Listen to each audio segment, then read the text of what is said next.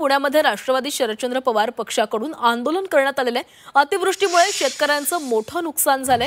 असं असताना सरकारने मदतीच्या नावाने शेतकऱ्यांची फसवणूक केल्याचा आरोप राष्ट्रवादी शरदचंद्र पवार पक्षाने केलाय। जिल्हाधिकारी कार्यालयासमोर हे आंदोलन सुरू आहे, तर दुसरीकडे नागपुरातही माजी गृहमंत्री अनिल देशमुखांच्या नेतृत्वात काळी दिवाळी साजरी करण्यात येते। तर पुण्यामध्ये आणि नागपूरमध्ये या दोन्ही ठिकाणी राष्ट्रवादी शरदचंद्र पवार पक्षाकडून आंदोलन केले जाते। शेतकऱ्याचं मोठं नुकसान झालंय, मात्र शेतकऱ्याला फसवल्याची भावना या सगळ्यांकडून व्यक्त केली जाते आणि त्याचा असा निषेध करण्यासाठी हे आंदोलन केले जाते।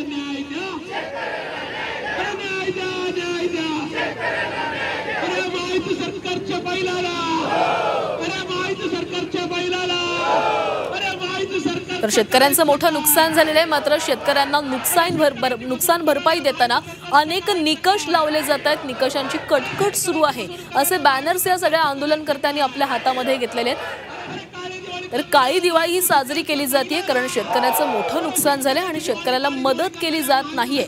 मदतीच्या नावावर शेतकऱ्याला फसवलं जात आहे, असा आरोप राष्ट्रवादी शरदचंद्र पवार पक्षाने केला। तर संपूर्ण कर्जमाफीची अंमलबजावणी त्वरित करावी अशी मागणी देखील करण्यात आली आहे।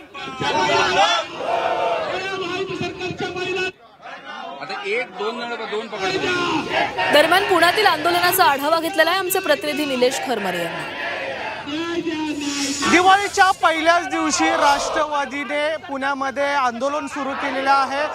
पावसामुळे शेतकऱ्यांचं नुकसान झालेलं आहे, म्हणून ओला दुष्काळ जाहीर करावा अशी मागणी या ठिकाणी राष्ट्रवादी काँग्रेसकडून करण्यात येत आहे। या ठिकाणी पाहतोय जिल्हाधिकारी कार्यालयासमोर या ठिकाणी चेक जे आहेत ते चेक दाखवत या ठिकाणी आंदोलन केलं जात आहे।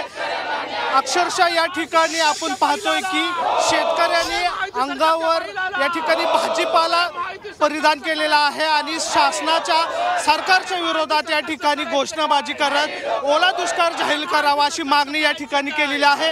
गेंड्याच्या चमडीच्या सरकारला जागा करण्याकरता या गोष्टी कराव्या लागतात। राज्यामध्ये मतांच्या राजकारणासाठी मुख्यमंत्री लाडकी बहीण योजना आणली, पण मुख्यमंत्र्यांचा शेतकरी काय लाडका नाहीये का? मला एवढंच सांगायचंय की राज्यामध्ये देवेंद्र नावाचे शेतकरी आहेत, राज्यामध्ये अजित नावाचे शेतकरी आहेत, राज्यात शिंदे नावाचे देखील शेतकरी आहेत। त्यामुळे हे फडणवीस सरकारने 31,000 कोटीचं जे बजेट घेतलेलं आहे ते 31,000 कोटीचं बजेट चुकीचं आहे। 3,000 कोटीचं बजेट ऍक्च्युअल मध्ये घेतलेलं आहे। त्यामुळे 420चा चेक शिंदे शेतकऱ्याच्या नावावरती हे लोक देणार आहेत, लक्षात घ्या। त्यामुळे हे गोलमाल है भाई फडणवीस साहेब, सब गोलमाल है। ऐन दिवाळीच्या पहिल्या दिव्याला आम्हाला होळीच्या बॉम्बा मारायची वेळ आणली। संबंध महाराष्ट्राला सर्वसामान्य शेतकरी प्रत्येक जण बॉम्ब मारतोय।